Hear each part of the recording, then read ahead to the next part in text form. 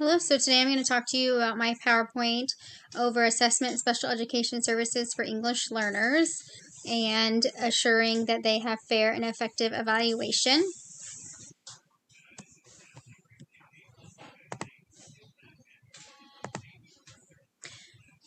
Some of the topics I will talk about are language differences in assessments, impact of language differences, intervention options for English learners, types of services for English learners, why over or under identification occurs, addressing over identification and addressing under identification. And our objective is to explore the assessments and special education services for those English learners and to consider all of the impacts that they have, and to figure out why under and over identifications happen. So on this slide, I just talk about language differences and assessments, and we have to be real careful as teachers when we are assessing ELL students because their language is different. They could come off as needing to be being determined as being low because of their language, and we don't determine it as a language barrier. We oftentimes confuse it with just being low, and so we have to be careful, and we have to make sure it's not a misinterpretation of their language proficiency when we're doing those assessments in English, because if English isn't their first language, then they're going to score low if they don't know a lot of English. So we have to be careful with those language deficits as well. And so this can all have an impact on their comprehension, different biases and assessment tools. They can have testing anxieties. So if they don't speak that direct English language, then they're going to feel very anxious and stressed out when they're testing. We want to make sure we give them fair evaluations of language skills, which means assessing them in their first language and not in the English language, to give them a fair assessment over that. We need to make sure we're careful of their cultural and linguistic background so that we can fully understand their oral language skills when assessing them. And then we need to enhance all fair assessment, all around. So we need to provide these kids with fair assessment just like we do all of the other kids. Even though these kids don't know proper English as their first language, we need to provide them with these tests at their language level so that we can get an accurate assessment result. As you can see here, my professional opinion on accommodating dialects and language differences is not just a matter of fairness, and it is an essential aspect of providing them these assessments. We have to give them a fair assessment. It is not a choice, in my opinion. We have to provide this for the student. Otherwise, it's just not fair. It's not fair for teachers. It's not fair for the student. The student needs to be able to be successful. Without these fair assessments, we're not setting them up for success at all. Diversity is as an asset. It's not a deficit. Just because they're different and their language is different, we can work through all of those things if we know their proper assessment scores. Culturally responsive assessments. Assessments should be culturally responsive, considering the cultural and linguistic backgrounds of students. All of this is important to us to know who the student truly is. We need to understand their linguistic variations so that we are able to get a deeper understanding of those variations. We need to be able to recognize the way that they use their language.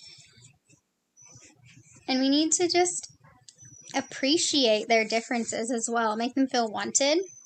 And we need to be able to accommodate for all of those differences. Providing those fair assessments is what truly matters in the end, that we provide all of those fair assessments, because otherwise we're putting them at a disadvantage all around. Inclusive making sure we're inclusive everywhere is very important for all students, especially ELL students, making sure that they are able to be in the least restrictive environment. Collaborating with professional developments and teaching other teachers all about ELL students and what we need to be able to provide for them in the classrooms. Impacts of language differences. This is very important.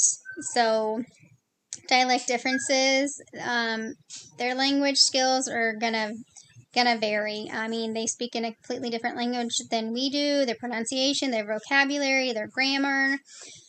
So we have to figure out how we can accommodate and do better for them, and still offering these fair assessments for them.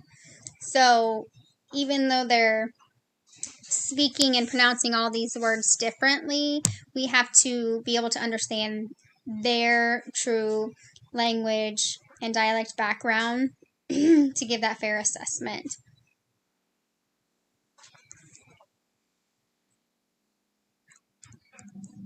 Phonological awareness is, it's very important. It can affect speech a lot. So, students with certain backgrounds, they just pronounce things differently. Everybody has different languages, different cultural backgrounds, different places.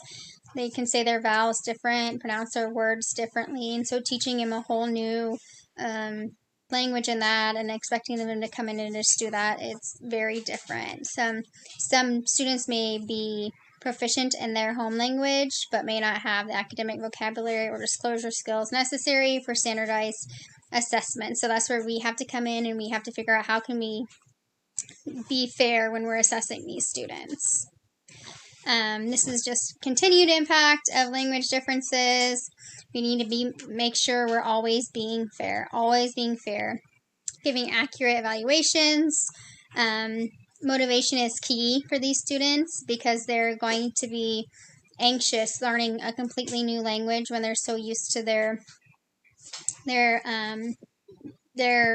culture and the language that they've already learned on themselves.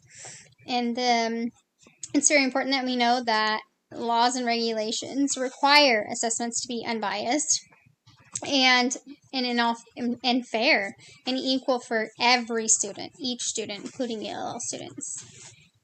So these are just some intervention options for ELL learners.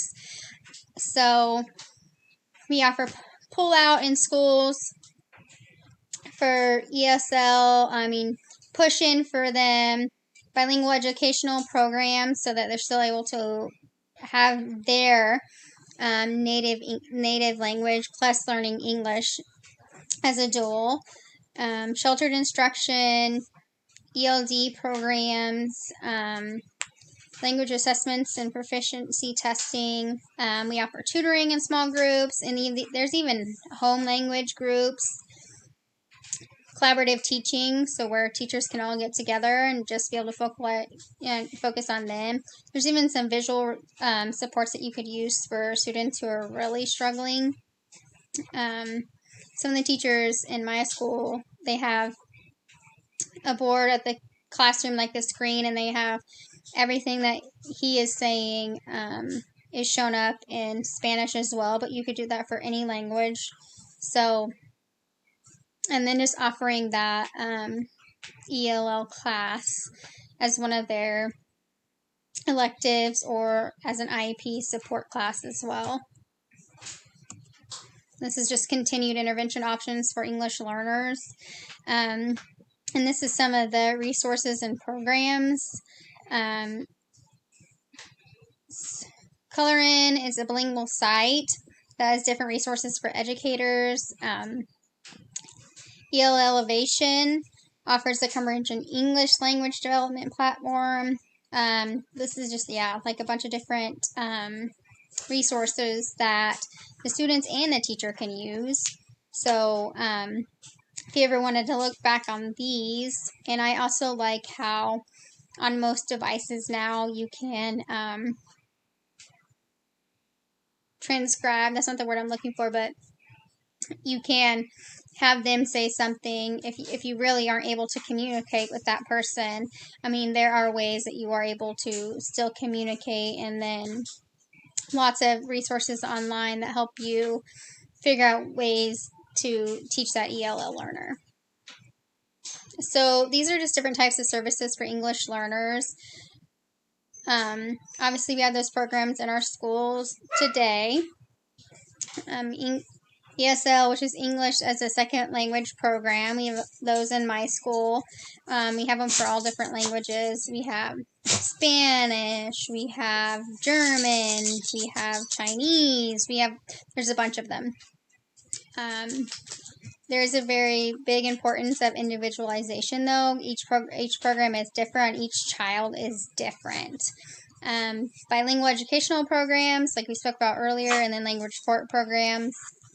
We also spoke about those earlier because those can be in the school and outside of school and at home. So this is just some continued services that they offer. The IEPs for these students, for these ELL students who need to have goals and accommodations. If they do have any other disabilities as well, those could be on there. So why over-under identification occurs? So over-identification occurs when educators interpret cultural differences as learning or behavioral disabilities. So a student comes from a culture and values quiet listening, overactive participation may be wrongly identified as having attention deficit issues. So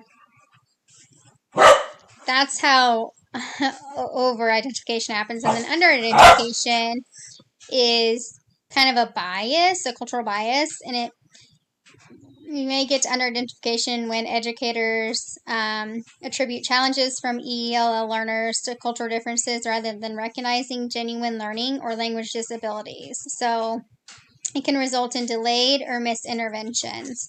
So we have to be careful, and we have to watch for these things happening, and just be very careful when we're trying to assess and identify. So with over-identification, we have to be careful and just make sure we work on recognizing the student's true abilities or disabilities, and make sure that we don't mistakenly identify language barriers or disabilities when they're not there. And then with under-identification, we have to watch the students and make sure that when they have limited English proficiency and they actually do require special education services, that we don't cause barriers that overshadow those learning disabilities. So this is just kind of continued. It's very important to have parental involvement to avoid over-identification and under-identification, and offer assessment tools, fair and unbiased assessment tools, okay? And then just have educator awareness and make sure that training is there as well. So addressing over-identification, we need to watch for cultural competence and training, use cultural responsive assessment tools, those individualized assessments specific to the student, and make sure those are done fairly. Always want family and community engagements, and always review and monitor everything with that student, so we make sure we don't over-identify those. And the same with under-identification. We're just going to want to make sure that we offer fair assessments, that we don't overlook the student. We make sure we see exactly where they're at and offer those different assessments, those fair assessments, especially comprehension assessments and multiple data sources to show exactly where they're at and why we're there, and just collaboratively approach those with other staff as well. family involvement is also very important. Professional developments. Early intervention is big with under-identification as well. So in conclusion, language differences and assessments are very important for ELL